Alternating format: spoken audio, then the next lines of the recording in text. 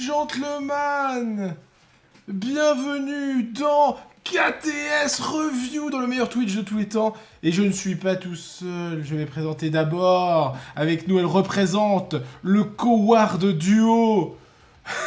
Voici Victorious Glorious Princess Vicky. Bonsoir, bonsoir. Et bien sûr, il a été notre champion KTW pendant plus d'une décennie. Voici le désastre, Hérisson.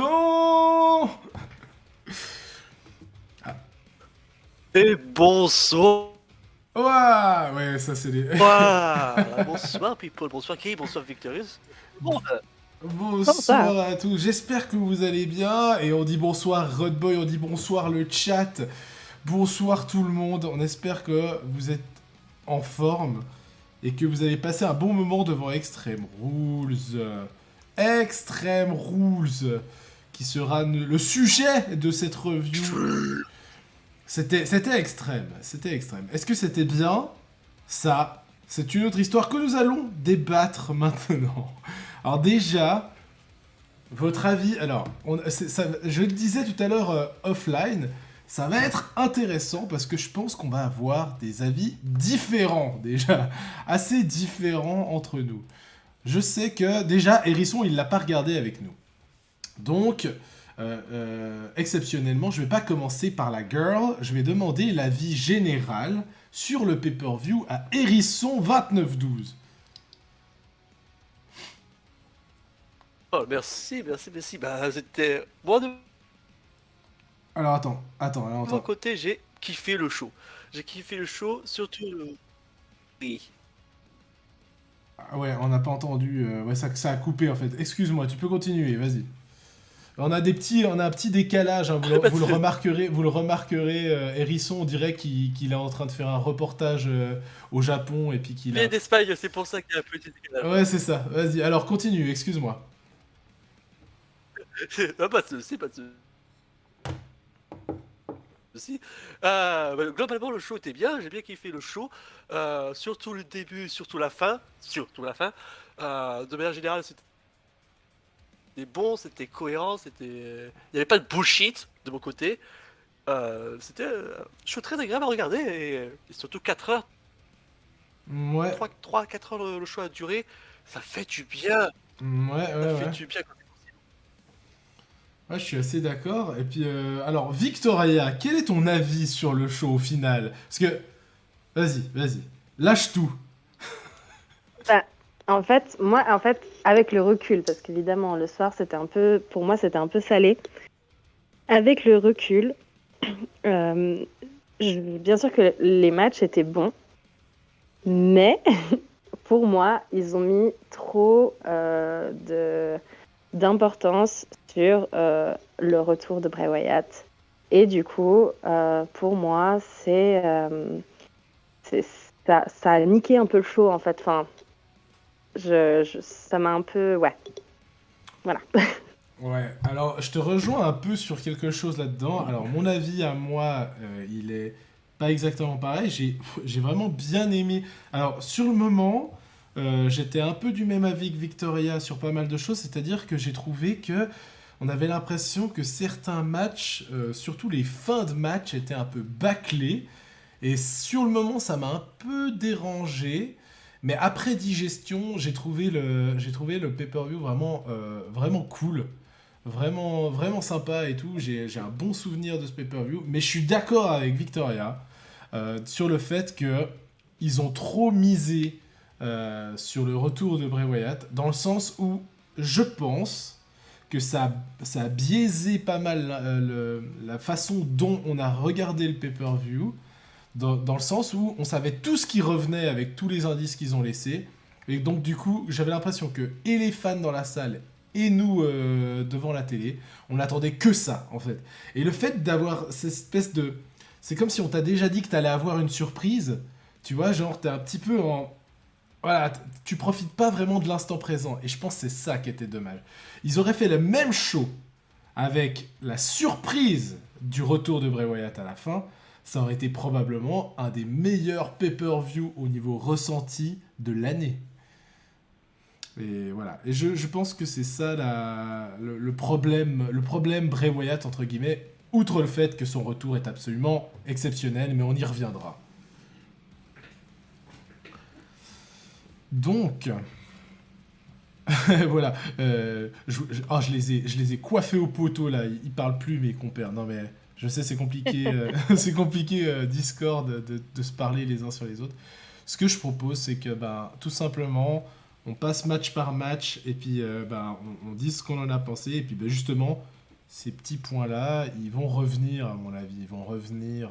On verra ce que chacun en a pensé. Alors on va commencer avec le premier match qui était bien évidemment les Brawling Brutes face à Imperium, une espèce de bataille générale, style on est dans un bar et on se fight. Alors voilà, encore une fois, cette fois, c'était un excellent match. Cette fois, je vais commencer par Victoria. Qu'est-ce que tu en as pensé de ce match, dans sa globalité? Alors, à mes yeux, déjà, c'est le premier match. Donc, forcément, on sait que l'ouverture, c'est pas toujours facile, mais mine de rien, on savait qu'il y avait le retour de Bray Wyatt par la suite, mais qu'il le mettrait, du coup, certainement pas ici. Donc, tu t'y attends pas du tout. Puis, du coup, tu rentres dans le match, en fait. Déjà, tu te permets de rentrer dans le match. Ouais. Pour moi, c'est un des meilleurs matchs de la soirée, peut-être même le meilleur. Les catcheurs sont fabuleux. Il y a juste 6 personnes fabuleuses dans ce ring, donc forcément, c'est parfait.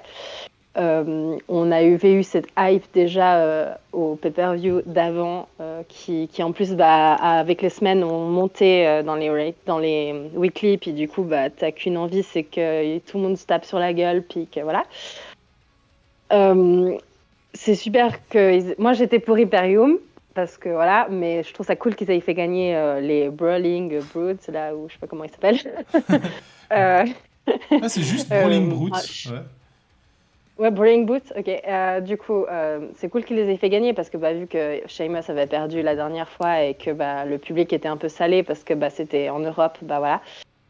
Je pense que malheureusement sur ce pay-per-view, et là je le dis, c'est pour tout le pay-per-view, il y a eu cette attente de Bray Wyatt, mais en plus de ça, on avait un public fabuleux à Clash of Castle là. À Cardiff, ouais. Donc en fait là on se le prend aussi un peu dans la gueule parce que le public était beaucoup moins chaud et puis voilà, c'est les États-Unis, ils ont plus l'habitude. En plus c'est Philadelphie, c'est pas un public facile, donc forcément on se le ressent. Mais sinon le match il était trop bien, les spots ils étaient trop bien. Pour moi, c'est un de mes matchs vraiment préférés de la soirée et c'est celui que je me rappelle le mieux, je crois. Ouais. Du coup. Ouais, moi aussi. C'est vrai que alors le public, je te rejoins à 200%. Je trouve que le public, il était encore chaud. Il était encore chaud sur ce match parce que c'était le début justement. Tout le monde était motivé et tout. Mais alors après le reste de la soirée, oulala quel enfer à certains moments.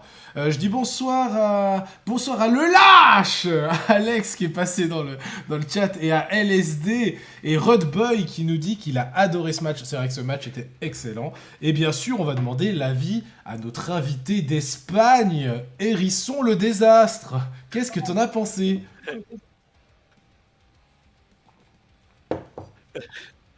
On va faire simple et efficace. Meilleur match de la soirée. Voilà.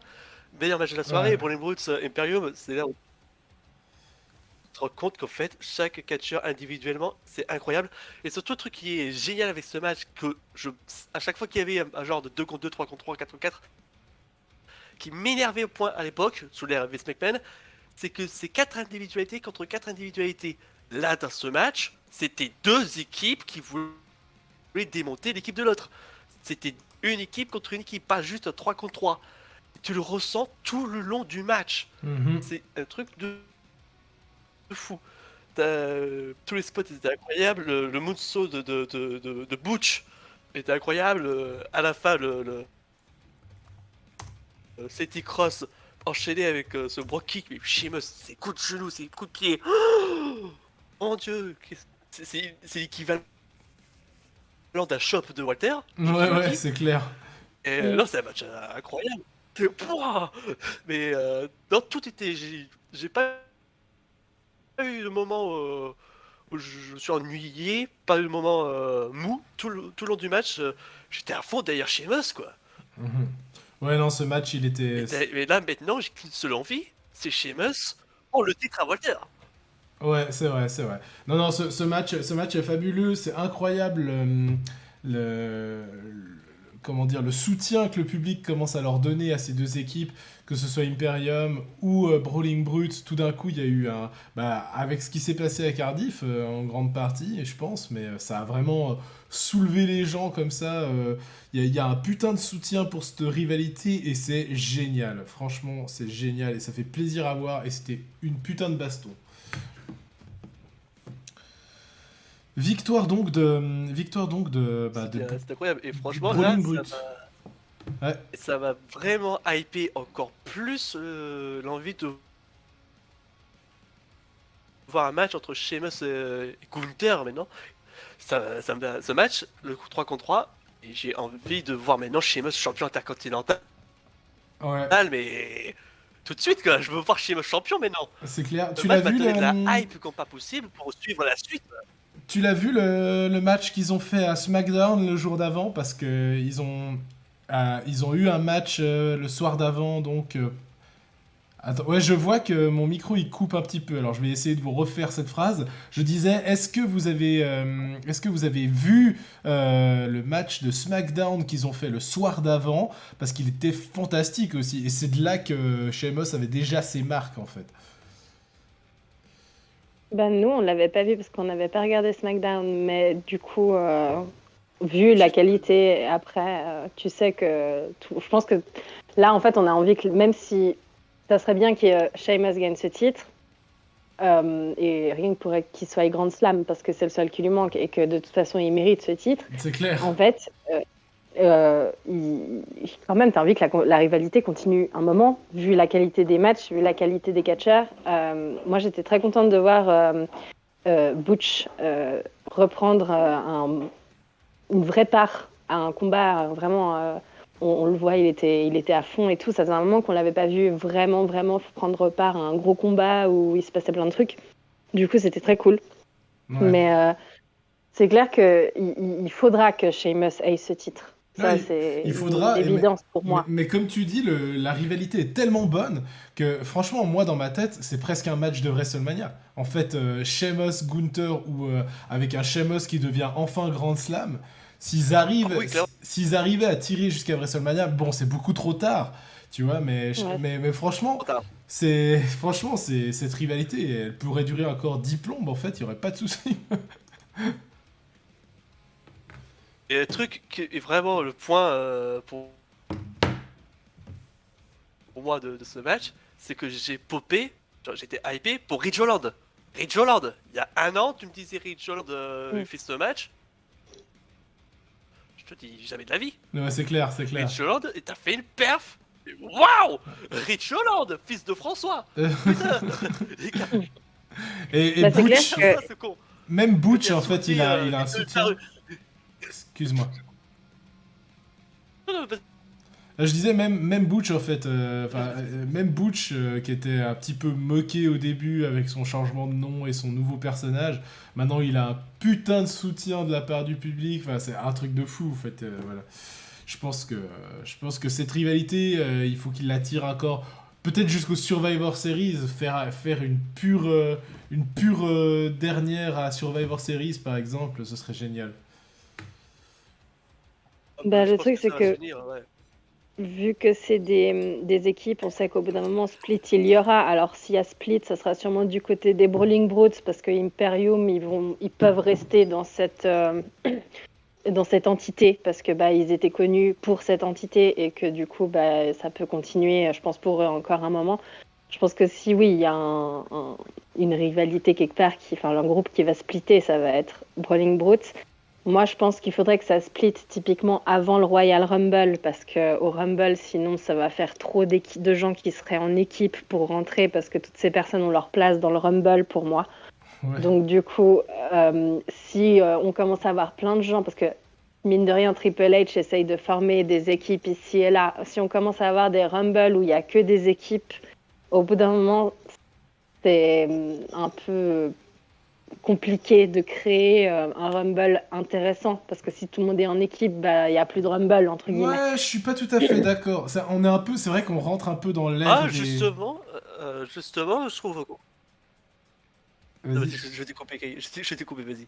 Non, non, non, non, bah, je disais justement, j'allais dire un peu la même chose que toi, j'imagine, Hérisson. Je disais que c'est vrai qu'avec Triple H, là, on est en train de rentrer dans l'ère des clans.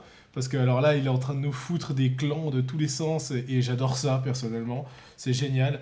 Euh, euh, et s'il arrive à les gérer et à faire un truc sympa, je pense pas qu'ils vont se briser avant, moi, dit Rod Boy. Ouais, moi non plus, franchement, je les vois pas se péter la gueule Je pense, avant le Rumble. Mais ouais, ce que j'allais dire, c'est un peu la même chose que Hérisson. je vois. C'est que quand tu fous dans le Rumble, tu fous des gars de clan, ça rajoute une espèce de petite tension. Parce que, ok, quand ils sont ensemble et puis qu'ils balancent tout le monde à l'extérieur, c'est un peu chiant. Ouais. Tu te dis, ouais, tricherie et tout. Mais après, tout d'un coup, il y a toujours un qui balance son pote par-dessus. Euh, je pense qu'ils Ah vont oui, se oui. briser tout Et là, court. tu recrées une nouvelle façon de voir le Royal Rumble. Ouais, c'est ça. Bah, Parce que oui, oui, à d'un l'époque, côté, je c'était trop comprends. individualité. Là, tu crées de nouvelles équipes, tu vas recréer toute manière de voir le Rumble. Et puis pour venir sur les Brawling Brutes, je ne vois pas du tout le séparer. Après ce match, je ne vois aucune raison de pourquoi ils se séparent, quoi. Hmm. Bon, en tout cas, j'espère pas pour eux parce que Après, t'as le match où ils étaient main dans la main. j'espère pas pour eux parce que à part Sheamus et enfin Pete Dunne et Sheamus ça va, mais alors Ridge Holland comme tu disais, s'il doit se retrouver tout seul, ça va être compliqué. Mais on verra, on verra. Et moi je propose qu'on enchaîne sur le second match. Qu'est-ce que vous en disiez? Je le dis. Yes, allons-y. Le second match, Eh ben, ah, celui-là il va faire parler aussi, mais peut-être en moins bien. C'est encore une fois Liv Morgan face à Ronda Rousey. Extreme Rules. oh Trop bien. putain. Oh là là. Ah là là, ce match. Oh, j'ai des choses à dire. Allez-y, commencez d'abord, s'il vous plaît. Ouais, ouais. Alors bah je vais laisser. Tiens, on va laisser Victoria commencer. Vas-y Victoria. Crash. On on va dire que les femmes sont méchantes avec les femmes, donc je vais y aller. Du coup, Je pense qu'on va être c'était en d'accord. fait un petit peu de la merde. Non, faut pas être si catégorique, c'est pas bien. Euh, Franchement, je pense qu'on n'a pas tout. Enfin, je pense que ce match, il est un peu insaisissable. Je sais pas je pense que ça me paraît complètement marteau ce qu'on a vu en fait. Ouais. C'était un match qui était avec des règles extrêmes, machin, ok. Il y a eu un ou deux trucs de table, un ou deux trucs de chaise. C'était pas non plus. C'était quand même un truc où ça aurait pu y aller, à mon avis, beaucoup plus fort. Et que malheureusement, je pense que ça n'y a pas été assez fort. Alors, nous, sur le moment, on a tous pensé que c'était un peu botché la fin, puis qu'on savait pas trop si c'était vraiment ça qui devait se passer, et machin et machin. Liv Morgan, c'est malheureusement pour elle, c'est un peu une catastrophe en ce moment. On n'arrive pas à savoir où elle va, on n'arrive pas à savoir ce qui se passe. Alors elle est heel dans sa façon d'être, mais face techniquement, mais et puis le problème c'est que elle est pas très sûre d'elle d'un côté, je pense. Enfin, je pense que son personnage n'est pas encore fini d'écrire, tout simplement, ou ils sont bien en train de transitionner sur un truc, mais voilà. Euh, Ronda Rousey, c'est Ronda Rousey. Je veux dire, elle est arrivée avec son truc de judo, c'est une badass. Elle est là pour faire sa soumission, son machin, son truc.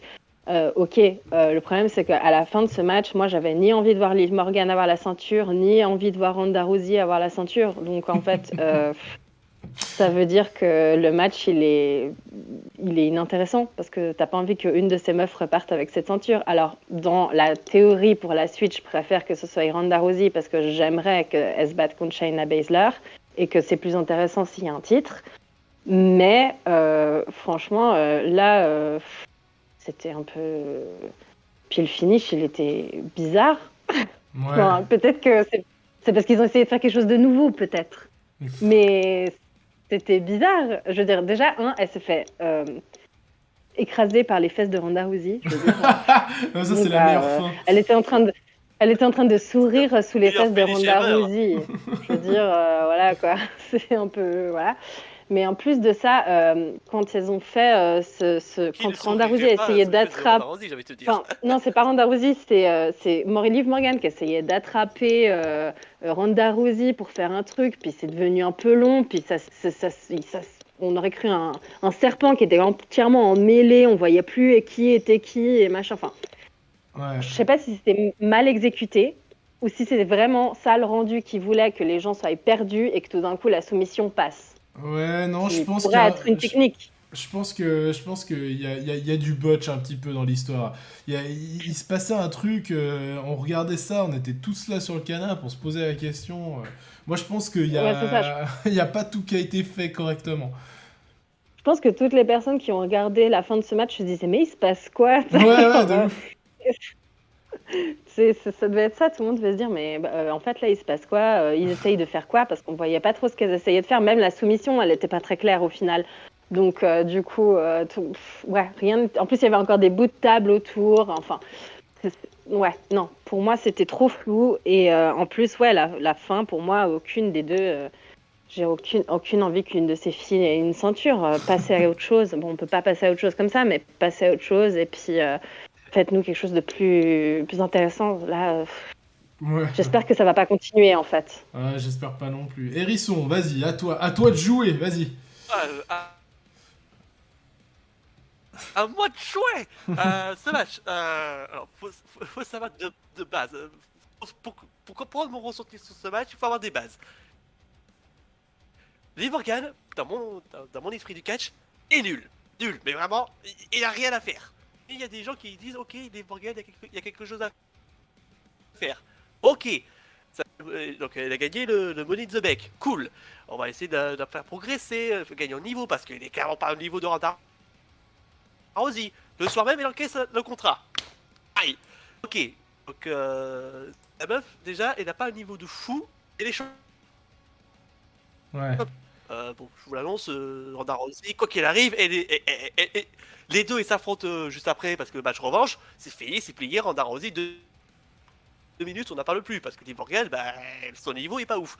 Et à chaque fois qu'ils se sont affrontés, Ronda Rousey gagne contre Liv Morgan. Ouais, bah ouais. Ce match était, je ne voyais qu'une seule et unique manière, c'était 3 minutes, Ronda Rousey, on n'en parle plus. Et Liv Morgan qui fait la maline en mode, ouais, je suis championne, je suis l'underdog à machin. Meuf, t'as Ronda Rousey en mode badass. Meuf, ferme ta gueule, je t'ai niqué à chaque fois. T'as foutre. Et t'as Extreme Rules qui arrive. T'as Ronda Rousey qui arrive dans le ring en mode je vais lui niquer sa mère. Et t'as Liv Morgan qui rentre tout content, toute sourise. Ouais, c'est la vie, je suis tout va bien. Déjà, là, clairement, j'étais en mode ok, Ronda Rousey, s'il te plaît. On en a parlé avec Kay la semaine dernière. Tu es badass, s'il te plaît, démonte-lui sa gueule. Et ben c'est exactement ce qu'il lui a fait. Il lui a éclaté sa gueule tout le long du match. C'était 80-20% pour Ronda Rousey. Et on est tous d'accord sur la fin, c'était assez bizarre. J'étais tellement heureux que Ronda Rousey éclaté Liv Morgan en mode la mère qui punit sa fille. C'est bon, j'aime le match.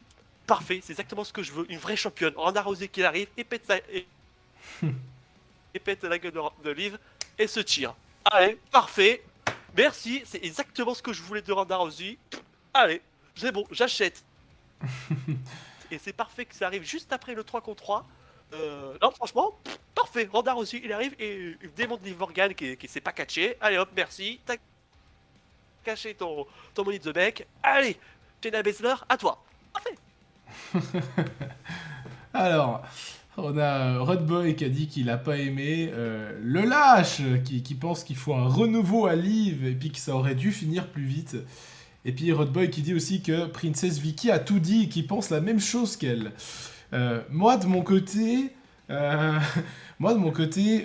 un peu un mélange de vous deux dans le sens où moi je déteste pas Liv Morgan. Enfin, c'est pas que je la déteste, j'ai bien compris que tu disais qu'elle est nulle niveau catch. Ok, son catch est pas ouf. Moi, je pensais que on pouvait faire quelque chose avec elle. Quand un catcheur ou une catcheuse n'est pas assez ouf au niveau technique, t'essayes d'en faire quelque chose au niveau charisme, tu vois. Et c'est vrai que mes attentes face à Liv Morgan, chaque fois, ils réduisaient un petit peu. Et je réalisais que même niveau charisme, ça marchait moyen. C'était pas vraiment ce à quoi je m'attendais. Et là, moi, je pensais qu'elle allait faire un heel turn pendant le match parce que c'était un peu le bon moment, c'était un Extreme Rules. Enfin, tu vois, tu peux devenir particulièrement sadique. Et puis qu'elle allait conserver, mais en changeant drastiquement de personnage. Bon, au final, c'est à peu près ce qui va se passer, je crois, mais sans la ceinture. Parce que on a vu des images juste après le match. Hein, elle semble commencer à faire un personnage de meuf complètement folle, un peu à la Nikki Cross à l'époque.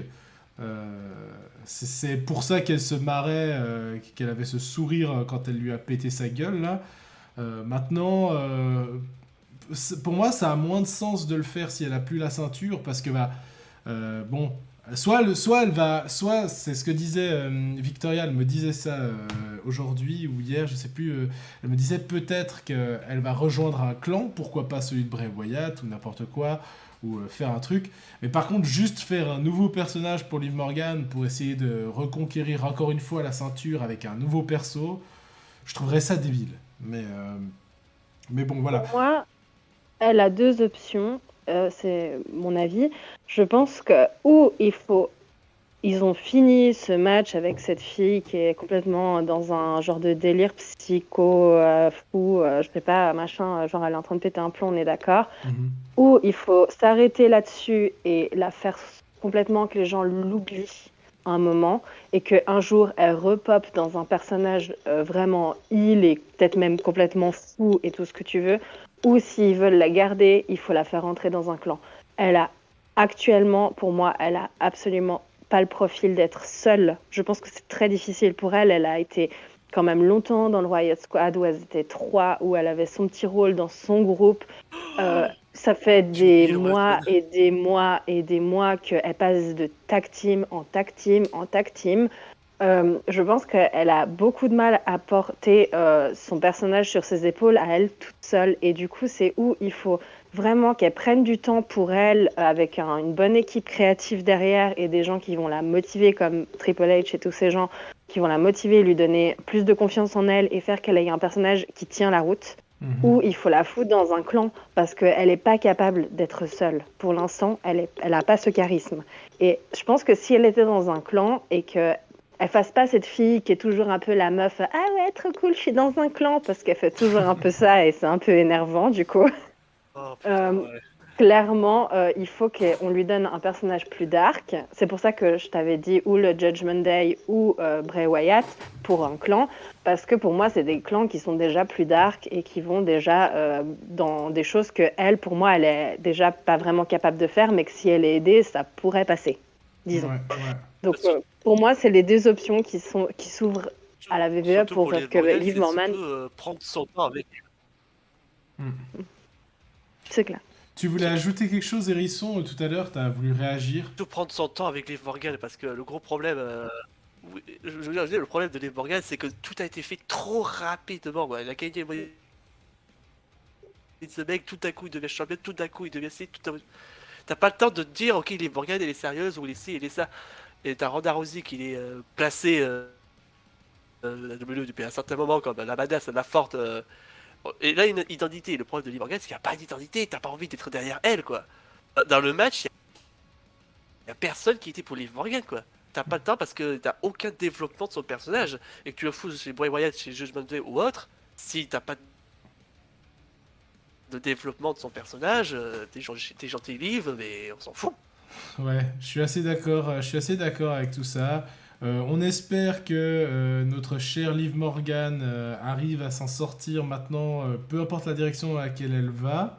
Maintenant, c'est vrai que la prochaine étape, par contre, elle est déjà un peu plus croustillante parce que un Baszler Ronda pour un titre, ça peut être franchement, franchement chouette. Et je pense que ça se profile à l'horizon. On va passer au troisième match. S'il vous plaît. On va passer au troisième match et waouh, là encore, ouais, plus je revois les affiches des matchs, plus ma déception remonte. Mais je pense que je pense que ça va se calmer avec le temps. Mais voilà, putain, qu'est-ce que j'attendais ce match. Et qu'est-ce que ça n'a pas été à la hauteur de mes attentes. Je pense d'ailleurs, de manière générale, que je me suis mis une attente trop haute par rapport à ce pay-per-view. Je l'ai dit aux copains quand ils sont venus la regarder. J'ai fait putain, ça fait tellement longtemps que j'ai pas été à fond comme ça pour un pay-per-view. Et je pense que si j'avais été un petit peu plus sur mes gardes, comme Victoria l'est souvent d'ailleurs, euh, j'aurais peut-être été moins déçu. Parce que là, on va parler du coup de Drew McIntyre contre Karrion Kross, avec ce strap match qui était donc les poignets accrochés l'un à l'autre. Voilà. Bon, bah. Qu'est-ce que vous en avez pensé? Encore une fin de match qui laisse les deux côtés forts, dit Alex. Ouais, c'est pas faux. C'est pas faux. Qu'est-ce que vous en avez pensé? Cette fois, on va commencer par Hérisson. Voilà, on va faire comme une partie de tennis, chacun la balle.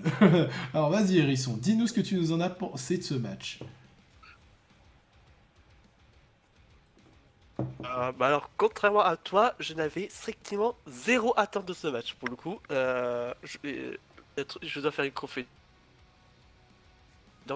Kyle Cross, je m'en fous. J'aime pas ce que. J'ai pas de hype pour Kyle Cross. Je suis très sensible à la qualité in-ring. Je dis ça, mais j'étais à fond sur Liv Morgan. Bref. Kyle Cross, j'aime pas. J'accroche pas du tout à son personnage.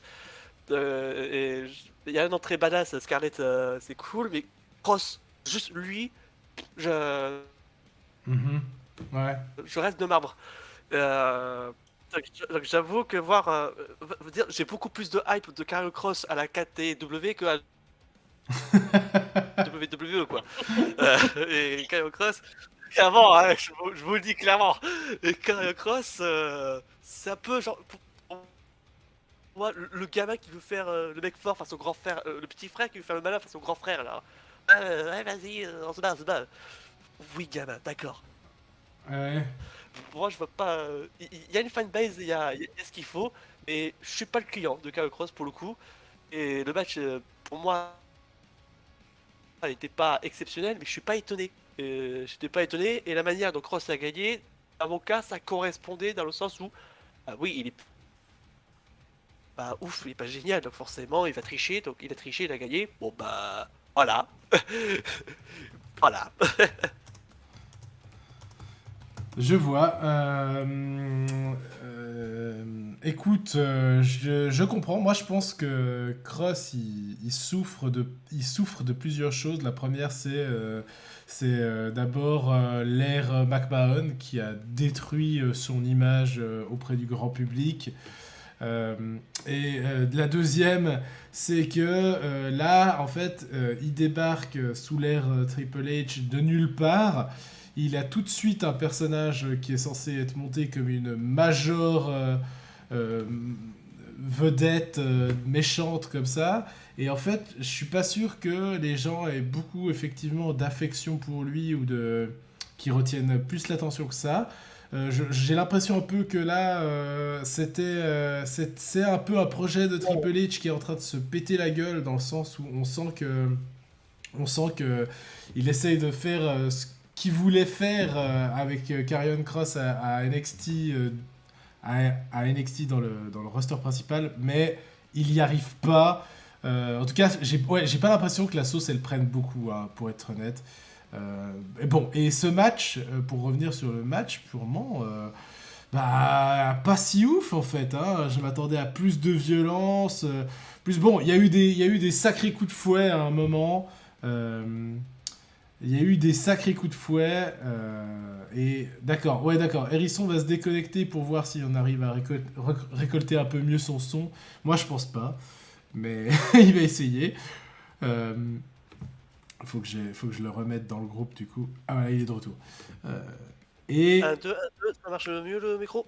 bah on dirait, ouais, on dirait. Bah on va voir sur la durée. Juste, attends. Donc voilà, pas ouf, pas ouf. Qu'est-ce que t'en as pensé, Victoria? Moi, je suis un peu comme Hérisson. Je suis pas hyper cliente de Karrion Cross. Alors, est-ce que c'est son perso qui fait ça? Est-ce que j'ai beaucoup de mal avec Scarlett. Je la trouve trop poupée. Ça me gêne beaucoup. Enfin, ça me gêne pas, mais je trouve que ça va pas du tout avec le personnage. Alors peut-être que ça allait très bien à NXT et qu'ils avaient une très bonne symbiose.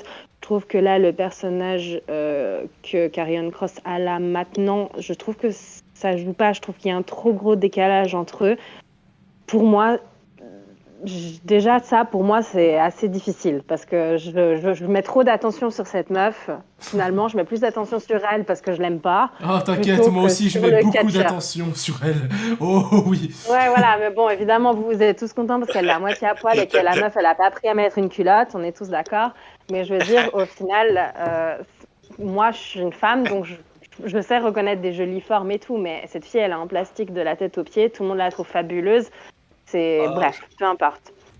Euh, je veux je la dire, trouve cringe, cette meuf. Pardon. moi, Je la trouve cringe, cette meuf.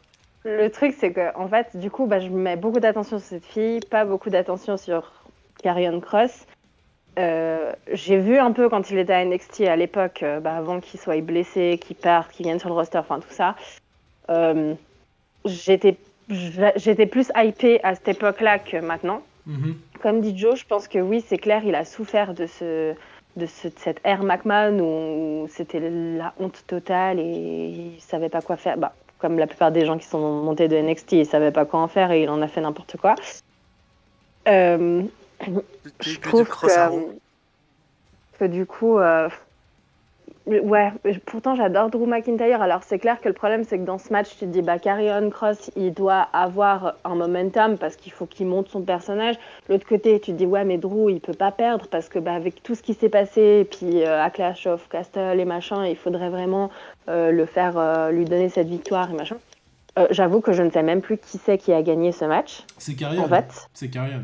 Voilà, donc j'aurais pas pu te le dire parce que je m'en souviens pas parce que j'ai trouvé que le match, j'ai trouvé ça nul, le truc au début, ils voulaient pas mettre le strap là ou je sais pas quoi. Je trouvais un peu ça sans plus. Ils ont parti dans le public, machin. Bon, ok, ça donne un truc sympa parce qu'au final, on aime toujours quand ils partent un peu dans le public, ils se tabassent, ils se machin. Mais Mais voilà quoi. c'est vrai qu'il me semble que c'est il me semble que c'est à ce match-là que j'ai fait la réflexion. Mais attends, McMahon, il est de retour à l'écriture ou quoi? Parce qu'en fait, il y a un truc qui m'a énormément perturbé. Non, mais il y a un truc qui m'a énormément perturbé parce qu'en fait, ils ont monté en fait Karrion Cross en mode genre je vais te détruire, t'es mort, TikTok, j'arrive, je te défonce, et voilà. Et en fait, il arrive dans le ring et il fait le lâche. Et c'est-à-dire vraiment, il a accès à ce combat. Moi, je pensais qu'il allait mettre direct le strap et puis y aller quoi. Boum, boum, on y va. Tu vois, je t'affronte. Je suis là, je suis monté comme un personnage dominant. Je mets le strap, je te fonce dans le tas. T'as beau être Drew McIntyre, je viens te mettre une claque. Non, je veux pas le mettre, le strap. Je joue à faire le lâche. Ensuite, Scarlett qui essaye de gruger et tout. Moi, j'étais là, what? En fait, qu'est-ce qui se passe? Ça va pas du tout avec tout ce qu'il nous a montré avant, en fait. Et du coup, j'étais là, ouais. Bah, en Tiens, fait, au tu lieu gagnes à quoi? d'en avoir fait un heal qui est un heal dominant, et tout d'un coup, il se transforme en le Misémaris, quoi. Et je veux dire, on s'en fout, on en a déjà deux, c'est le hit couple, ils sont tout le temps en train de tricher, ils sont tout le temps en train de... Voilà, ne nous faites pas ça avec un mec qui est Karrion Cross et qui pourrait avoir une position de heal très dominant, même s'il y a l'autre à côté, et puis que ça fait bander tous les gars du coin. Et puis que voilà, mais je veux dire, il Ça pourrait vend. avoir cette position de gars très fort et ils lui ont pas donné du tout cette image-là à ce match. Et en fait, moi, ça m'a vraiment, genre, ça m'a encore plus désintéressé de lui, en fait. Mhm, ouais, ouais, je sais pas si on verra les retombées de ce match, mais ouais, bon, bah, il a gagné, et techniquement il a son momentum. Tu voulais réagir, Hérisson, excuse-moi?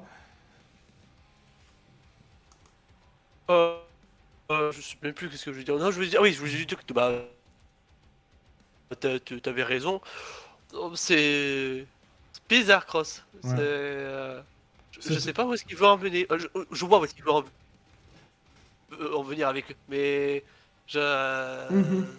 Mais, voilà. Mais, Déjà, ouais. je suis pas convaincu par son catch. Je suis pas convaincu par son catch. C'est pas de cette manière que je vais être derrière lui, quoi. Ouais, c'est clair, c'est clair.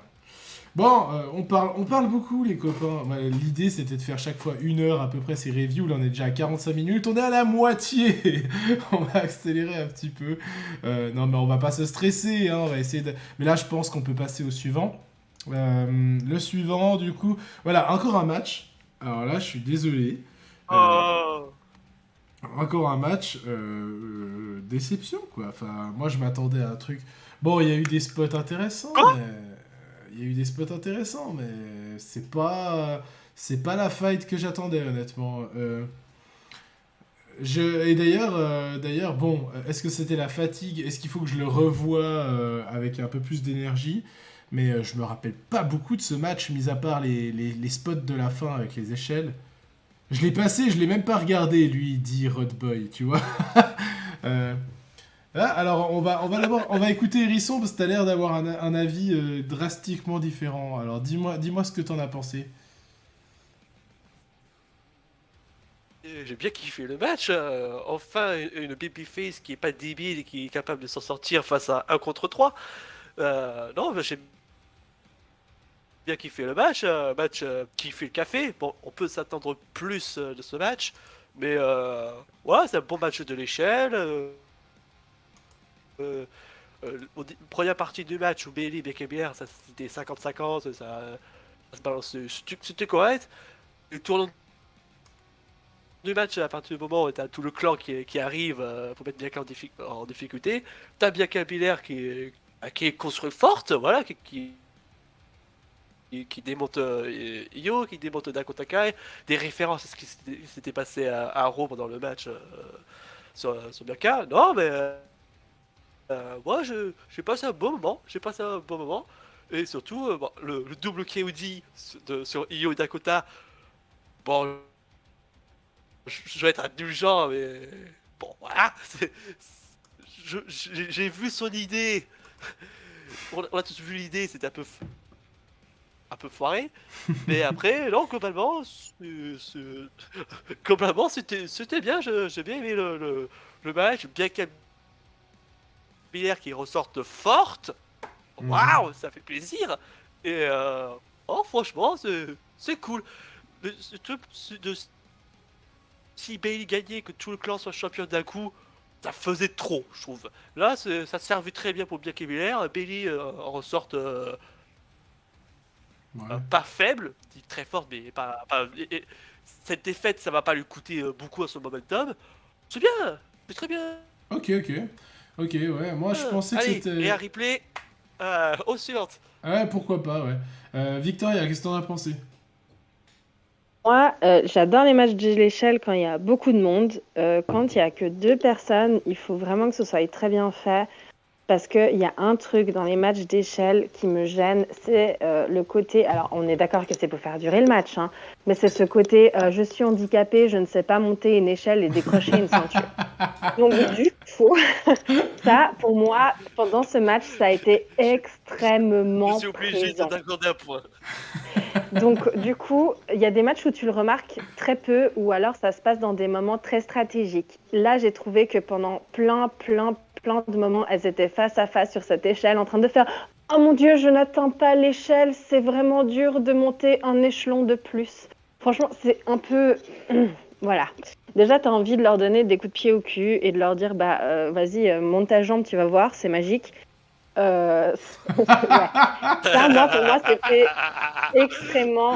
extrêmement présent pendant ce match. Et du coup, ça t'enlève une tonne de hype parce que le catch, on est tous d'accord, c'est pas pour de vrai. Mais je veux dire, savoir pas Oh, monter une échelle, c'est grave. Tu vois, je veux dire, Oh, qu'est-ce qu'elle dit? Elle est folle, elle est folle. Oh!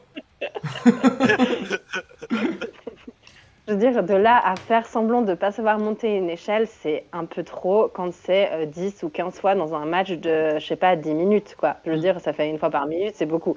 Donc, du coup, ça, déjà, ça m'a énormément gênée.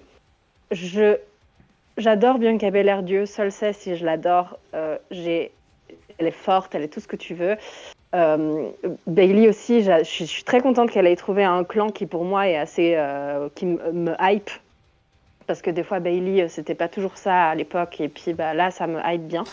Le problème c'est que pour moi, c'est pas parce que t'es face que tu peux pas avoir de l'aide. Et ça, c'est des trucs qui m'énervent toujours chez les faces. Et le côté genre, il y a deux nénettes qui débarquent, je suis désolée, Bianca Belair, ça fait depuis SummerSlam qu'ils nous la vendent avec les deux nénettes derrière. Pourquoi ce soir-là, en particulier où il y a les deux autres, évidemment, Justement, les deux nénettes, ils sont pas blessés dans le kayfabe? Peut-être, je ne sais pas, mais je veux dire, même juste essayer de venir et de pousser une échelle, parce qu'en soi, tu peux venir et pousser une échelle, même si tu te bats pas. Ah, je savais pas. Tu me dis que Alexa Bliss et puis Asuka s'étaient blessés Kefeb. Elle serait blessée, mais peut-être, mais je sais pas. Ah, mais ça expliquerait pourquoi, parce que du coup, moi, c'est vrai que je savais pas ça, et puis du coup, bah, c'est le premier truc que j'ai dit. J'ai dit, bah, Bliss C'est une et. question en fait. Ils étaient pas blessés, kayfabe? Bah, Bah, pour possible. moi, elles n'étaient pas blessées, mais enfin bon, même si tu es blessé dans le genre, en gros, tu peux quand même tenir sur tes jambes, tu C'est peux n'importe venir quoi, pousser j'ai pas suivi le l'échelle délire. ou essayer de faire quelque chose, même distraire Bailey, même n'importe quoi, juste essayer Ouais. d'intervenir parce qu'elle a deux filles avec elle, l'autre elle a deux filles avec elle, c'est un match où il n'y a aucune disqualif, où on peut tout se permettre. La face, il faut qu'elle soit une bonne baby face qui va se battre seule contre trois parce que c'est Bianca Belair, elle est très forte, elle est très ci, elle est très ça. Euh, j'aurais aimé que j'adore Bianca Belair, je suis contente qu'elle ait eu le titre, mais j'aurais aimé que ça passe à Bailey et que la rivalité continue plutôt. Qu'on ait du nouveau dans le titre, mais que la rivalité continue et que ça crée peut-être des nouvelles histoires, même si ça reste un peu cette rivalité-là, mais que ça crée un peu des nouveaux, peut-être même des tensions dans certains groupes, peut-être voilà. Là, c'est trop lisse et c'est pas drôle pour Madame, moi. on a Mais gros à après, dire. Tu lui laisses 2 heures et c'est la patronne de la WWE, il dit Rod Boy. Et moi, Parce que je pense Victoria, elle a des idées arrêtées, tu vois. Non, c'est pas vrai. Non, non, c'est peut-être celle qui est la plus terre à terre, la plus froide par rapport à la situation de la WWE en ce moment dans notre clan là. désolée d'être pessimiste. ah mais il faut C'est bien comme ça, on a des avis être différents. terre à terre. C'est vrai que Mais depuis que moi, Twitch est arrivé, il y a beaucoup de choses. C'est vrai que je trouve que moi je vais peut-être me remater ce match parce que je trouve que bah déjà j'ai pas beaucoup de souvenirs, tu vois, vraiment j'ai pas beaucoup de souvenirs mis à part les spots, le KOD avec Bailey qui tire l'échelle là, mais voilà, je me rappelle même pas c'est très con. comment elle a été la décrocher, son titre ou des trucs comme ça. Enfin c'est pas et moi personnellement je trouve que c'est un avis personnel, mais Bianca Belair je l'aimais bien au début. Dans ma tête à moi, ça commence à s'essouffler. Je commence un peu à en avoir marre et je m'attendais vraiment à ce que Bailey elle prenne le titre là ce soir. Et je voulais voir le clan Damage Control avec les 3 titres. Bon, ce sera peut-être pour plus tard, mais ouais, ouais. Moi, j'aimerais vraiment que Bianca Belair, elle heel turn, parce qu'elle était géniale en heel à NXT, et on sait qu'elle peut être géniale en heel, et je pense qu'elle en a besoin. Ouais, bah, il faudra le bon moment pour le faire, mais ce sera pas face à Moi, je Damage trouve Control. que Bianca Belair, c'est parti pour être le visage de la compagnie. Hein. Hmm. Je pense pas qu'il va tourner heel aussitôt. Bianca Belair, c'est visage féminine forever. Hein. Bah, forever. En tout cas, pour les 2 années, je pense que Bianca Belair, ça va être le visage. Ouais, ouais, on verra, on verra. Je suis pas sûr qu'elle fasse encore un très long run de championne, mais peut-être que je me trompe, on verra.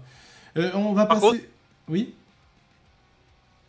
le truc, la fin de que Bailey qui maintient l'échelle, la fin où Bailey maintient l'échelle lors du KOD, là par contre Bailey, franchement, déconne. Hein. Ouais. Franchement, t'es sur les épaules de Bianca Belair, je sais très bien comment ça va finir. Lâche l'échelle, Ouais, putain. ouais, mais je pense C'est vraiment le truc. Hey, ils ont meuf, essayé ce stop, faut pas spot. déconner. Ils ont essayé ce spot, à mon avis, en mode genre ça va être trop stylé et tout. Puis au final, ça a pas donné aussi bien que ce qu'ils pensaient. Mais C'est bon. stylé, mais c'est complètement con. C'est genre, non, c'est mon échelle. Elle aurait dû plus jouer la gamine qui s'accroche à l'objet. C'est genre, non, non, c'est mon échelle. Et moi, j'ai trouvé que, et c'est un avis général sur beaucoup de matchs, alors pas forcément sur les matchs où il y avait des équipes et tout, parce que c'est de toute façon un peu plus brouillon, mais j'ai trouvé que presque tous les matchs étaient brouillons.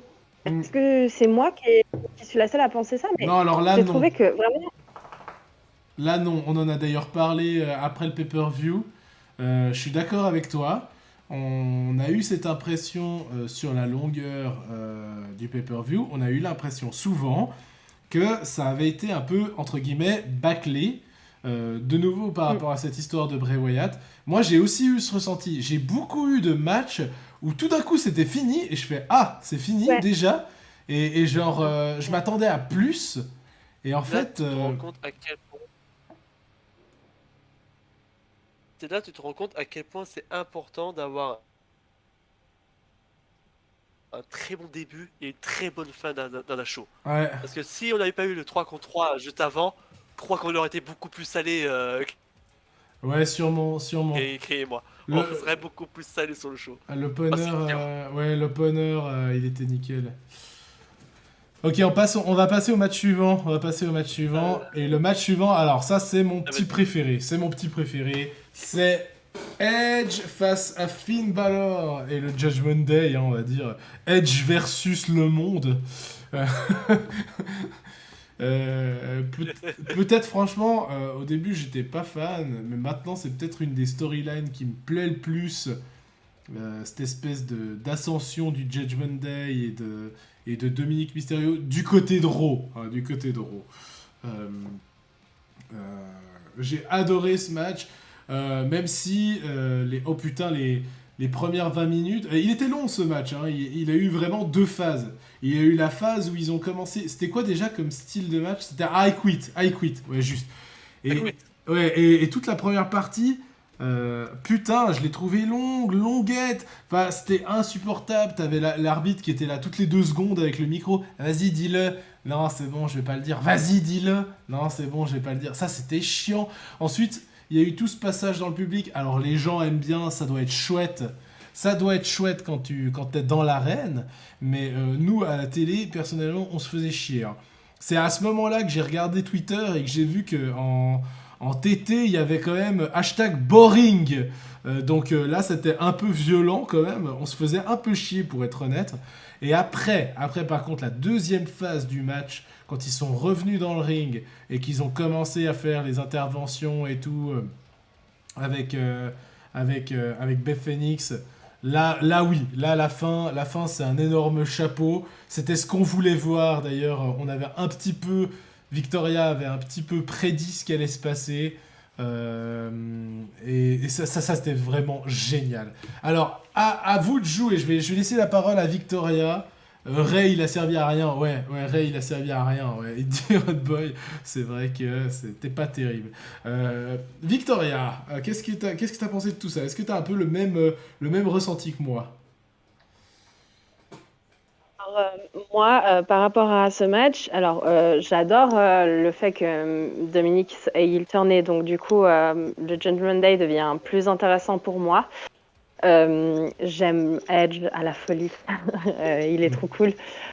Mais là, ouais, c'est vrai que le début du match, il était un peu long. Alors c'est vrai que le I Quit, ça peut être très cool si c'est très intense. Et c'est là, au début, c'était pas le cas parce qu'en fait, ils viennent, comme tu dis, ils viennent tous les 2 secondes avec le micro en faisant ouais, c'est bon, tu quittes, alors qu'il s'est rien passé. Je veux dire, c'est bon, il va pas quitter alors qu'il s'est rien passé. Ouais, c'est vrai. Illogique. Donc du coup, t'es un peu là en train de dire c'est bon, on les entend cracher dans le micro là, et puis je sais pas quoi. Enfin, c'est pas terrible. Le passage dans le public, ouais, c'était voilà. C'était longuet. Oui, des fois, ça peut être très cool, mais pas dans ce genre de match-là, du coup, je pense. Je pense pas que ce soit si intéressant que ça. La fin a été cool. C'est vrai que, comme tu dis, ça a donné un regain d'intérêt où tout d'un coup tu te dis ah ouais là il se passe des trucs, ça y est, ça prend du rythme, ça prend. Il y a des personnages qui entrent en action, donc même Rey Mysterio qui est par rapport à la rivalité de son fils. Pour l'instant, je trouve que c'est trop mi-figue mi-raisin, puis du coup bah il veut pas l'attaquer, mais quand même, tu vois, son fils il en a rien à carrer. Enfin pour moi c'est pour l'instant, c'est pas assez prononcé pour que j'aie un intérêt sur Rey Mysterio dans cette histoire, en fait. Donc, il vient, il aide Edge, mais c'est un peu... voilà. Ouais. J'étais plus intéressée par le fait que Beth Phoenix entre en scène que Rey Mysterio. Ouais, Du coup, c'est arrivé vraiment au bon moment aussi, hein, parce que nous, au moment où il a commencé à avoir les interventions, on était en train de se dire, mais là, il faut qu'il y ait quelqu'un qui vienne. Là, on commence vraiment à ouais, se faire voilà, chier. clairement. Et du coup, bah, voilà, moi, j'avais parlé de la fin, de ce que j'en pensais. Du coup, bah, j'avais, disons, à peu près deviné ce qui allait se passer. Euh, je trouve ça très cool parce qu'au final, bah, est-ce que Beth Phoenix elle aura un rôle encore par la suite? Ça ouvre un peu des possibilités en fait. Est-ce que Beth Phoenix aura un rôle plus important du coup carrément avec Edge et peut-être même un clan Rey Mysterio, Edge et Beth Phoenix contre vraiment le Judgment Day et puis créer quelque chose, ou est-ce que c'est censé complètement foutre la fin à cette rivalité parce qu'il a dit I quit et puis pour l'instant on ne sait pas trop. Ouais. Et pour moi, oui, la fin du match est la plus intéressante au niveau peut-être storyline, je dirais. Pas au niveau, c'est pas le match le plus intéressant au niveau technique du catch parce qu'il y avait rien de fou et que voilà. Mais au niveau des storylines et tout, je pense que ça ouvre des possibilités. Ça en referme aussi peut-être, hein. Mais du coup, ça ouvre d'autres possibilités avec d'autres personnages, d'autres clans, d'autres tout ça. Et, et je trouve que c'est ça l'intérêt de ce match, en fait. Parce que sinon, en fait, je m'en foutais un peu de ce match, Ouais, entre ouais. guillemets. Ouais, ouais. Moi, je pensais qu'AJ allait intervenir, dit Rod Boy. Ouais, ouais, on l'avait listé dans les gens qui étaient possiblement possibles de venir. Il y a des choses intéressantes. Alors, on va pas spoiler Raw, il n'y a pas spoiler Raw, mais moi j'ai vu Raw. Il continue d'y avoir des choses intéressantes avec AJ. Ça continue d'évoluer. Ils sont très très bons dans les storylines en ce moment autour du Judgment Day. Il y a beaucoup de choses qui se passent. C'est pour ça que pour moi, c'est vraiment le truc le plus intéressant. Et Hérisson, qu'est-ce que tu as pensé de ce match? Oh, C'est trop pas drôle, j'ai juste grand-chose à entendu rajouter par rapport à ce que Oh. vous avez dit. Il y a en fait, il y a deux parties effectivement dans ce match. La première partie de putain, je m'en fous. Ramenez Beth Phoenix, ramenez tout le monde s'il vous plaît. Cette première partie, mais j'en pouvais plus, punaise. Le micro, ça peut. Les last man standing match, les I quit, je ne peux plus ce type de match. Voilà, il y a Sturi qui n'en peut plus des leader match. Moi, je n'en peux plus de ce genre de stipulation. Parce que un petit coup, t'abandonnes, un petit coup, t'abandonnes. Ah, c'est bon. J'en pouvais plus. Euh, euh, Vraiment, c'est bon, on a compris. Ouais, non, Après, quand c'était t'as relou. Rey Mysterio, Beth Phoenix, relou, relou. Et quand t'as Rey Mysterio, quand t'avais Beth qui intervenait, je dis ah, peut-être quelque chose d'intéressant. Rey Mysterio, dégage. Beth Phoenix, dégage. Oh putain. J'ai adoré le spot de la menotte. La menotte Rhea Ripley qui menotte Edge à la corde. Ça m'a fait penser aux The Event. C'était fun. Ah oui, juste. Mais sinon, globalement, bon bah. Oui. Ouais. Une fin de match bien effectuée, ça a donné vraiment... ça a donné le petit effet dramatique. On le disait quand on était là, Edge, juste putain d'acteur. En fait, le mec, je mets tout mon argent pour Edge. Le gars, il nous emmène dans un autre monde avec ses expressions faciales, avec ses... Non, Edge, non, il a joué dans la série Viking. Viking, entre autres, ouais, ouais. Non, mais il est. Euh, Non, mais ce que je veux dire, c'est que son charisme. Enfin, il a un charisme au niveau du visage et un jeu d'acteur. Quand il. Enfin, je veux dire, il est parfait pour ce genre de séquence dramatique où il se fait un petit peu bitcher et puis où après il revient un peu vénère plus tard. Non, c'est fantastique là ce qu'ils ont fait. Le dernier angle, il est génial. Bon, ensuite, on est au dernier match. Et là encore, bon, on va voir ce que vous en pensez. Là, je vais vous laisser parler, je donnerai mon avis en dernier. Le regard quand sa femme se fait taper à la chaise. Ouais, nous dit Rodboy, effectivement, c'est ce que je dis. Il était incroyable, le mec, il nous emmène dans un autre monde avec ses expressions faciales. Non, il était trop doué. Et moi, ça m'a pris aux tripes. En plus, le concerto, elle a tapé méga fort. Ça a fait un bruit d'enfoiré. Euh, ça a vraiment fait PAH avec la nuque. Tu imagines la nuque faire comme ça. On va laisser Hérisson commencer cette fois. Qu'est-ce que tu as pensé de ce dernier match qui était Matt Riddle face à Seth freaking Rollins? C'est vrai, je suis content que ce soit dans le main event, pour le coup, c'est celui qui avait le plus d'intensité. Mais à la fois un peu déçu, là, c'est je crois le seul moment du show, je suis un peu sorti du kayfabe. Par contre, c'est Bray Wyatt qui va arriver après ça, c'est un match pas ouf là.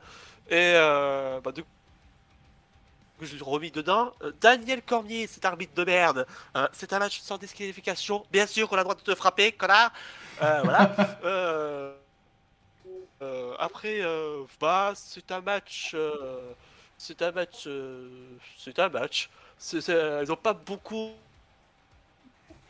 utilisé la stipulation. Oh, mais ça aurait pu être plus extrême. On aurait plus. Je m'y attendais à plus en fait. Un Ouais. peu plus de tout. Et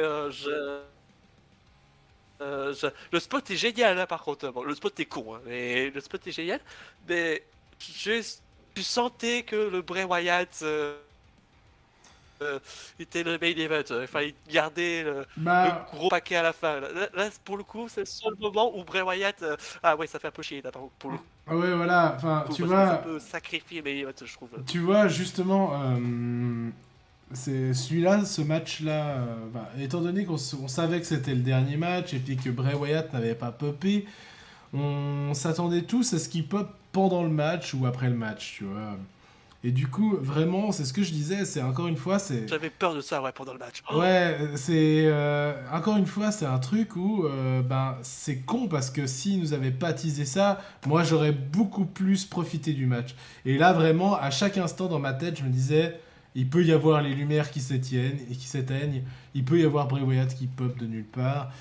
Et puis, bon, j'ai pas trouvé le match incroyable. Je vais laisser... on va d'abord laisser Victoria... nous dire ce qu'elle en a pensé, puis après on terminera sur le bon vieux Bray. Alors Vicky, Princess Vicky, qu'est-ce que t'as pensé de ça? Ben, moi, j'ai trouvé, en fait, et même peut-être un peu aussi de nouveau tout le long du show, à part peut-être le premier match, mais j'ai trouvé qu'en fait, j'avais l'impression que peut-être c'est une question de public, hein, ça c'est possible aussi, mais que les catcheurs, ils faisaient un peu le minimum syndical des fois. Mhm. Donc du coup, et pour ce match, je l'ai beaucoup ressenti parce que autant on sait qui est Seth Rollins, on sait qui est Matt Riddle, on sait les matchs qu'ils peuvent donner, on a déjà vu beaucoup de matchs entre eux, on sait comment ça se passe. Je veux dire, pour moi, ce match, il est un peu décevant finalement parce que on a deux monstres stars dans une cage. On a vu Seth Rollins contre Cody Rhodes dans une cage. Donc on sait ce que ça peut donner. On a vu Matt Riddle aussi avoir des matchs en cage qui étaient trop bien. Là en plus il y a cette plateforme supérieure en haut là où on peut faire plein de trucs et où finalement il s'est passé genre pas grand chose. En plus Joe, on a eu cette chance d'être entouré par le fan club de Cormier. Des deux idiots là, Ah oui, oui, oui. où ils n'ont pas arrêté de parler de lui tout le long, parce qu'en fait finalement c'est là que tu vois que le match était pas si terrible, parce qu'ils n'ont pas arrêté de parler de Cormier les deux autres. Ouais, Donc ouais, du coup ouais, ça on donne un avait... côté... On avait Yuki et le lâche qui arrêtaient pas de parler de Cormier pendant que Matt Riddle et Seth Rollins étaient en train d'essayer de se tuer. Donc, du coup, c'est là que tu montres qu'il n'y avait pas d'intérêt, pas tant d'intérêt sur ce match parce que euh, c'est- eux, ils ont réussi à faire qu'en fait le gars le moins important de toute la quête soit le plus important, tu vois. Donc, c'est que les deux autres, malheureusement, ils ont, pour moi, donné ce côté minimum un peu syndical parce que, franchement, quand tu vois la rivalité qu'ils ont montée entre eux, avec Rollins qui a attaqué sur la famille, avec tout ça, que tu as l'impression qu'ils n'ont qu'une envie, c'est de te tabasser et que il se passe pas cette chose que tu attends vraiment à un match. On est en cage, il n'y a pas de règles, il n'y a pas de ci, il n'y a pas de ça. Allez-y, quoi, lâchez-vous les mecs. Ouais, je Mais m'attendais à plus d'intensité aussi, ouais. ouais, c'est ça. Et alors, bon, On sent bah oui, il y a eu un spot de Matt Riddle à la fin où il a sauté du haut de la cage, là, du haut de la plateforme. Ouf, ouais, celui-là, ouais. Tu sens que. Alors, bien sûr que c'est cool et tout, mais tu sentais que c'était un peu à la retenue. Moi, j'ai trouvé que ce match, il était sur la retenue. Et je pense que ça a joué avec le fait que derrière, il y avait Bray Wyatt, avec le fait que il fallait donc un peu peut-être écourter, parce que le segment Bray Wyatt, il prend un petit peu de temps quand même. Donc, il fallait un peu peut-être écourter certains matchs, ça peut-être. Mais, et que du coup, en plus, le public n'a pas popé plus que ça, n'était pas intéressé, parce que justement, comme vous dites, on attendait Bray Wyatt. Ouais, Donc, voilà. We want Wyatt. ouais. Pour finir sur ce match, je m'attendais vraiment pas ouf. J'ai trouvé ce match et même l'arbitre spécial, un combattant MMA, je crois, il a servi à rien, me dit Rude Boy. Et ouais, vraiment, vraiment pas ouf. Un match en demi-teinte encore une fois et je sais pas, ça a été un peu, voilà, c'est un peu mon ressenti de tout.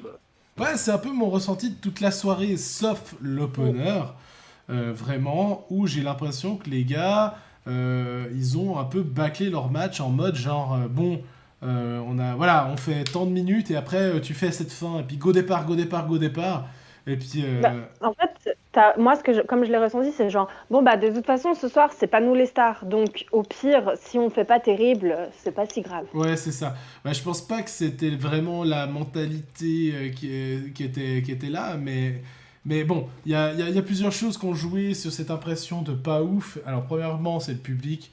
Vraiment, Ouais. le public était mou, mais mou toute la soirée. Ouais, c'est dur. Deuxième chose, c'était bah, Bray Wyatt. Le fait que tout le monde soit au courant qu'il allait revenir, ça fait que t'as un désintérêt peut-être pour certains passages en fait, parce que t'es juste en mode genre, bon, c'est quand qu'il est là, Bray Wyatt, j'ai juste envie de le revoir.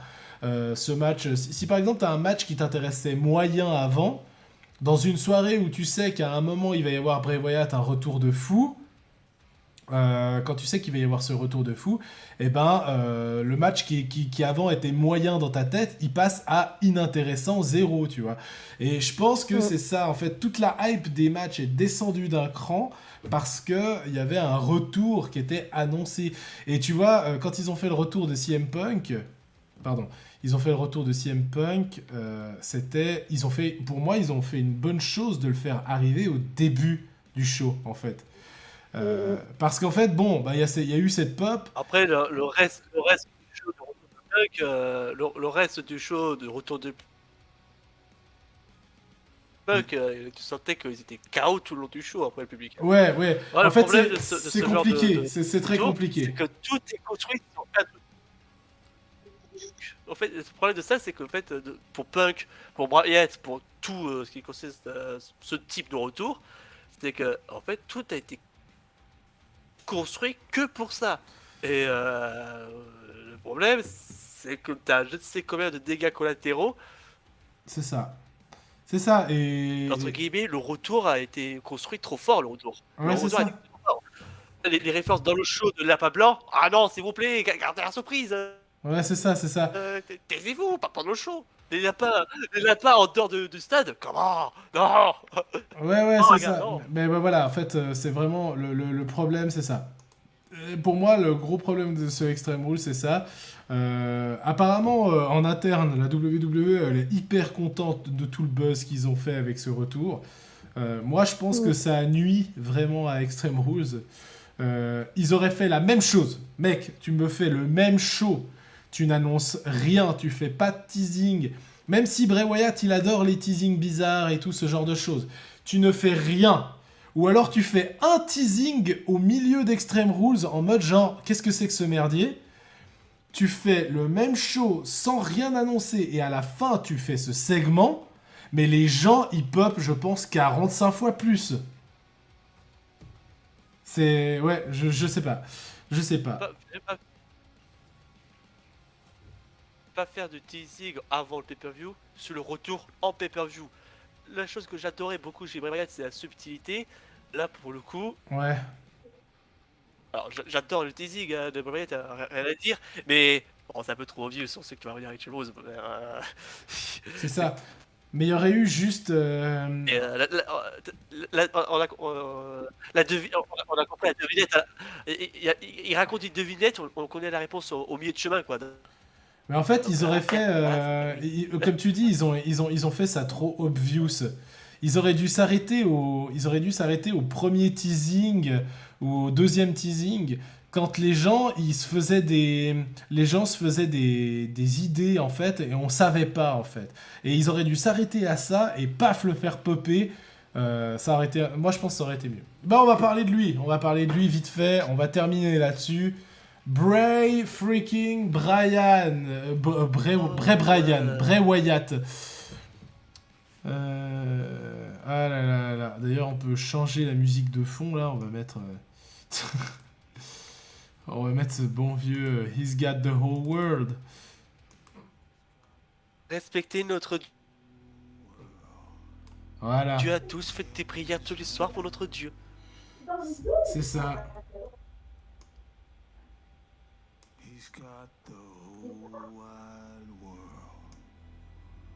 Alors, Bray Wyatt.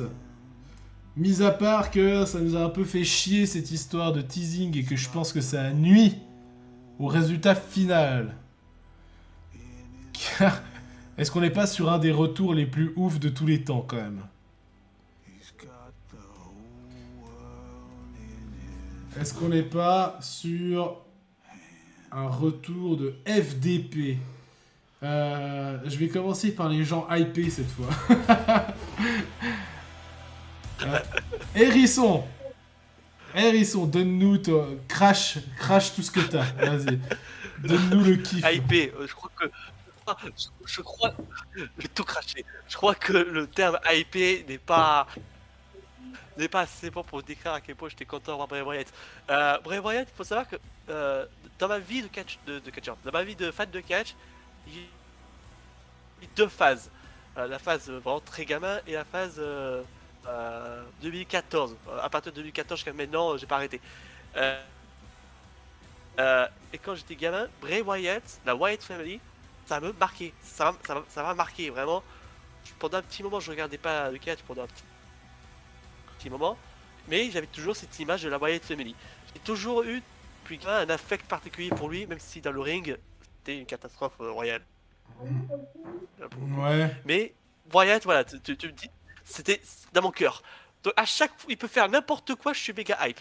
Et ce retour, mais les lumières qui s'éteignent, t'as les personnages de la Final Fantasy humanisés. Ouais. Genre le cochon, quelqu'un se déguise au cochon, mais quoi? The Buzz, quoi? Abby the Witch, quoi? Le lapin fracassé de partout, quoi? Mais je suis là, attends, il revient avec genre la Final attends. Ouais. Final Fantasy. Et elle est vivante. Le film qui apparaît, la pop qu'il y a eu pour le pseudo-find. Ouais, j'ai tout de suite vu que c'était pas le vrai, moi. J'ai dit aux si copains. c'était le Mais non, c'est pas lui, c'est pas lui. Et là, attends, quoi? C'est pas lui? Et là, la vidéo qui se brouille, le masque et tout, je suis là, non. Oh! Le mec qui se ramène avec sa lanterne. Oh! Non! Le mec, il enlève son masque. Oh, d'habitude, j'attends la réaction du public pour popper. Mais j'ai entendu personne. Ouais. Là, j'ai vu le retour. Dès qu'il a enlevé. Comment a enlevé le masque. Toute ma résidence, et c'est pas une blague.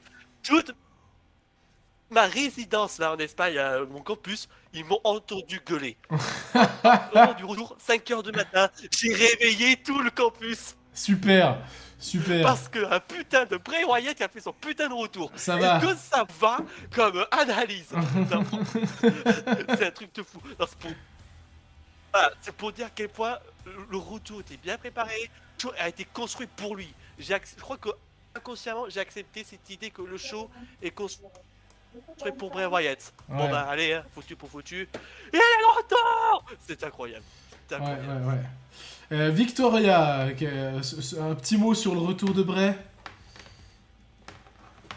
Alors, moi, j'ai l'impression que tout le monde pense que je ne suis pas contente que Bray Wyatt soit revenu. Je suis très heureuse que Bray Wyatt soit de retour. Ne vous inquiétez pas. Le retour, Je ne les suis pas de pieds ces sur gens terre, qui là, les pensent pieds sur qu'il terre. n'avait aucun intérêt à revenir. Si, j'adore Bray Wyatt. C'est un pas très bon catcheur, mais super personnage, super personne. Il a un côté créatif de ouf, il apporte beaucoup, que ce soit au catch en général ou à ses personnages, ou voilà. Je suis hyper contente qu'il soit revenu. Ça, oui. Par contre... Attention, le retour alors sur terre. moi, j'aurais préféré qu'il apparaisse dans un match plutôt que ça.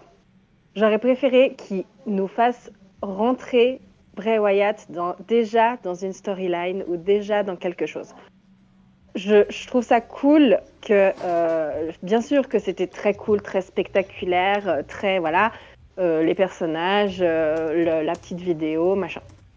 Ok, c'est Bray Wyatt, on le savait, je veux dire, il allait enlever le masque, ça ne allait pas être genre Vince McMahon en dessous, hein, c'était Bray Wyatt, donc je veux dire, ils te mettent un gars avec un masque, il enlève son masque, c'est Bray Wyatt, tu vois, je veux dire, ça ne peut pas être autre chose.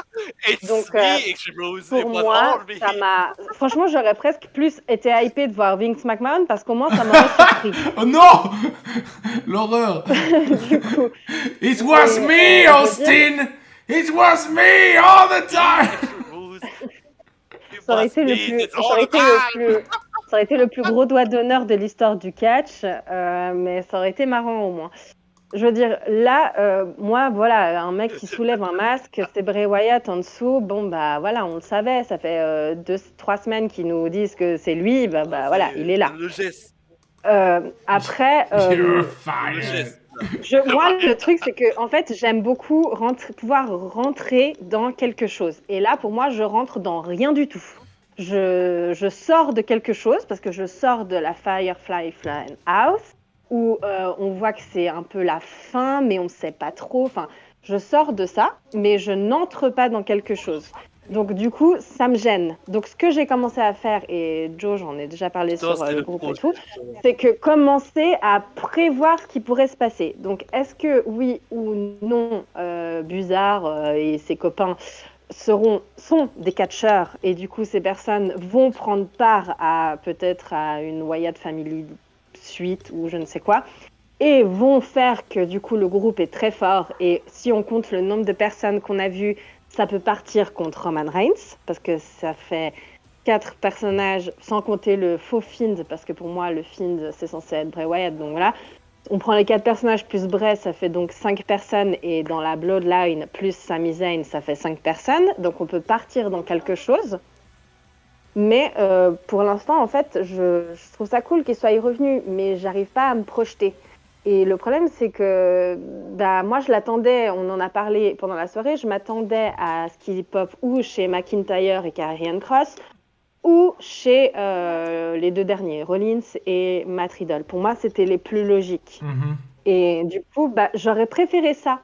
J'aurais préféré vraiment qu'il rentre dans quelque chose et qu'on se dise, ouais, trop bien, il est là et il prévoit déjà cette rivalité ou ça ou ça. Là, pour l'instant, on sait juste qu'il est de retour. Cool, quoi. Je veux dire, ça fait 2-3 semaines qu'on nous le dit, donc forcément qu'il allait être là. Alors, Je crois Hérisson. que ça serait beaucoup trop lourd de foutre Bray Wyatt contre quelqu'un dès le début. Justement, je pense qu'on sera encore des expériences que j'ai eu moi de mon côté. Foutre Bray Wyatt un retour contre quelqu'un, on serait en mode putain, il a gâché un match. Ce serait trop. Justement, l'intérêt de Bray Wyatt manière générale, c'est que justement on réfléchit, on anticipe, on découvre. C'est l'inconnu, Bray Wyatt. Faire un retour direct contre quelqu'un,